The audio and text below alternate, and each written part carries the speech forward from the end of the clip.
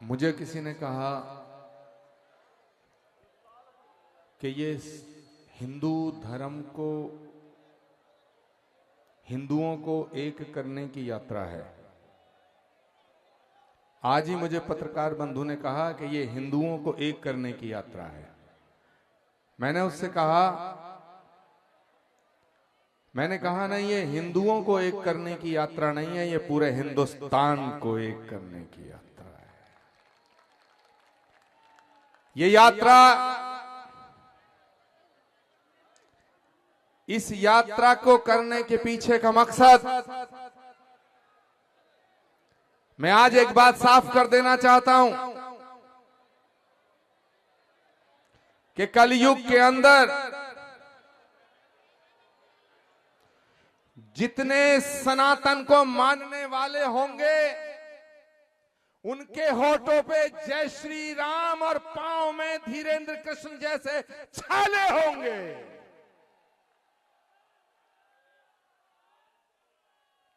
मैं आज फरीदाबाद के इस दशहरा मैदान से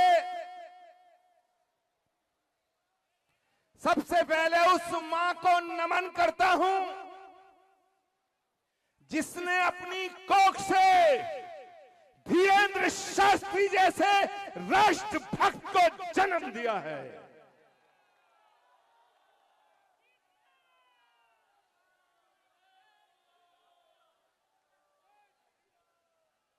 मैं पूज्य माता श्री के चरणों में मां भारती को नमन करने के बाद सत सत वंदन करते हुए कहना चाहता हूं कि जननी जने तो भक्त जन या दाता या शूर, जननी जने तो भक्त जन या दाता या सूर, नहीं तो जननी बांझ रहे क्यों खोती अपना नूर। मैं उस मां को नमन करता हूं। और मेरे दोस्तों, यहां सभी पूज्य संत उपस्थित हैं। आप लाखों की संख्या में यहां मौजूद हैं, लेकिन कुछ चंद लोग हैं जिन्होंने धीरेन्द्र कृष्ण शास्त्री के पांव को देखा होगा। पूज्य सुधांशु जी महाराज भविष्य के बारे में बता रहे थे। राजू दास जी महाराज का गला पड़ गया। लोकेश मुनि जी ने अपनी बात कही, लेकिन मैं एक बात आपके श्री चरणों में निवेदित करता हूं कि ताली बजाना आसान है, नारा लगाना आसान है, भाषण देना आसान है, फूलों की माला पहनाना आसान है, लेकिन धीरेन्द्र शास्त्री की तरह पांव के छालों की दर्द को झेल के इस पदयात्रा को निकालना आसान नहीं है।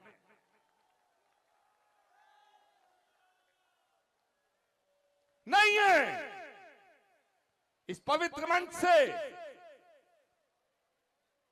जहां तक भी मेरी आवाज जा रही है, यह सोचना होगा कि यह यात्रा का मकसद क्या है। इस यात्रा का मकसद किसी राजनीतिक दृष्टिकोण से देखना गुनाह होगा। इसका मकसद वो है, इसका मकसद है एक सपना, और वो सपना वो है जो कभी सुभाष चंद्र बोस ने देखा था।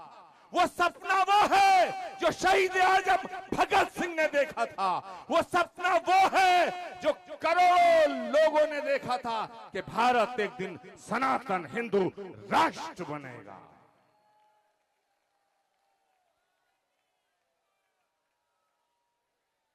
ये छत्रपति शिवाजी का देश है, जिन्होंने पूरी जिंदगी का संघर्ष स्वीकार किया, लेकिन औरंगजेब के सामने सर झुकाना स्वीकार नहीं किया। यह महाराणा प्रताप का देश है, जिन्होंने घास की रोटी खाना स्वीकार किया, लेकिन अकबर के सामने सजदा करना स्वीकार नहीं किया। यह धीरेन्द्र कृष्ण शास्त्री का देश है। मेरी आवाज जहां तक जा रही है, हाथ खड़े करके जरा बताओ कि यह धीरेन्द्र कृष्ण शास्त्री का देश है, जिन्होंने सारी सुख सुविधाओं को ठोकर पे मार के इन पथरीले रास्तों पर नंगे पांव चलना स्वीकार किया।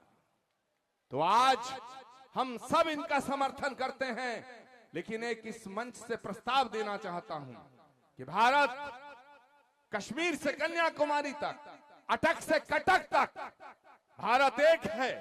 और भारत एक तभी तक है जब तक सनातन एक है।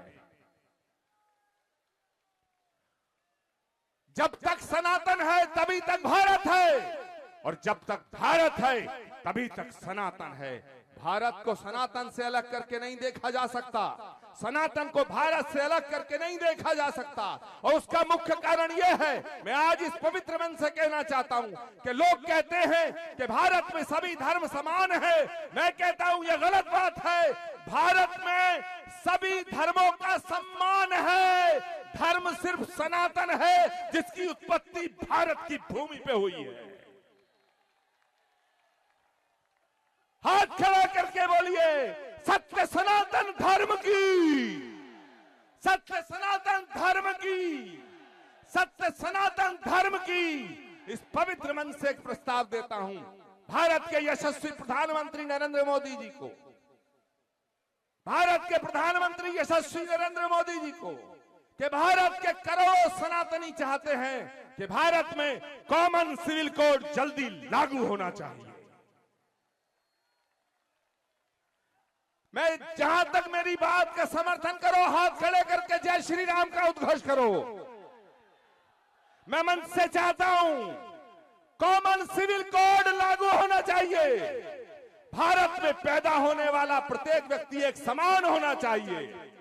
दूसरा प्रस्ताव, और मैं पूज्य धीरेंद्र शास्त्री जी से यह अपेक्षा करूंगा कि जब वो अपना आशीर्वचन दें तो इस प्रस्ताव को अपने माध्यम से भारत की शीर्ष सत्ता तक पहुंचाने का प्रयास करें। हमारी आवाज दिल्ली तक जाएगी। दूसरा प्रस्ताव है कि गौ माता हमारी माता है। हम गाय को अपनी मां मानते हैं, तो ऐसा नहीं हो सकता कि उत्तर प्रदेश में गाय मां हो और दूसरे राज्यों में, बंगाल में गाय हमारी मौसी बन जाए।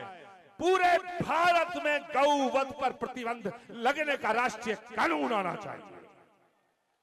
हाथ खड़ा करके मुझे बताओ, उद्घोष करो जय श्री राम, जय श्री राम, जय जय श्री राम, जय जय बागेश्वर धाम। वो कायर और भयातुर हैं जो संदेश पठाते हैं। सच्चे योद्धा सर देते हैं पर सर को नहीं झुकाते हैं।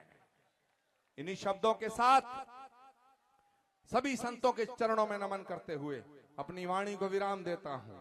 और हम सब इकट्ठा हुए हैं। कोई 100 किलोमीटर चल के आया, कोई 500 किलोमीटर चल के आया।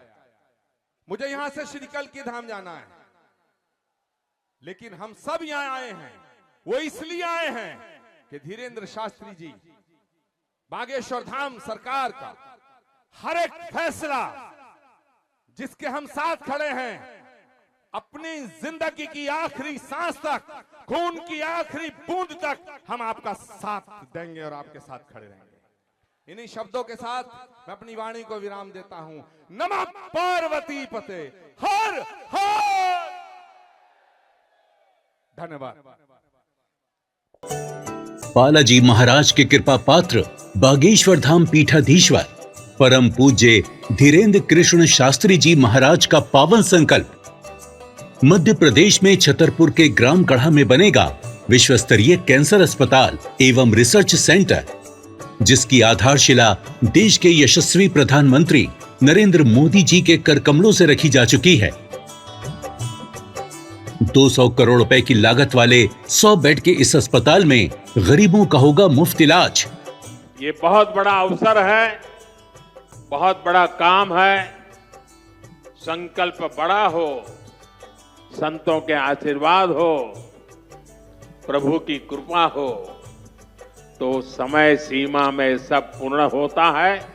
हमारे प्रियजनों, बागेश्वर धाम पूरे भारत के लोगों, अभी तक अस्पतालों में मंदिर थे, अब मंदिर में अस्पताल होगा।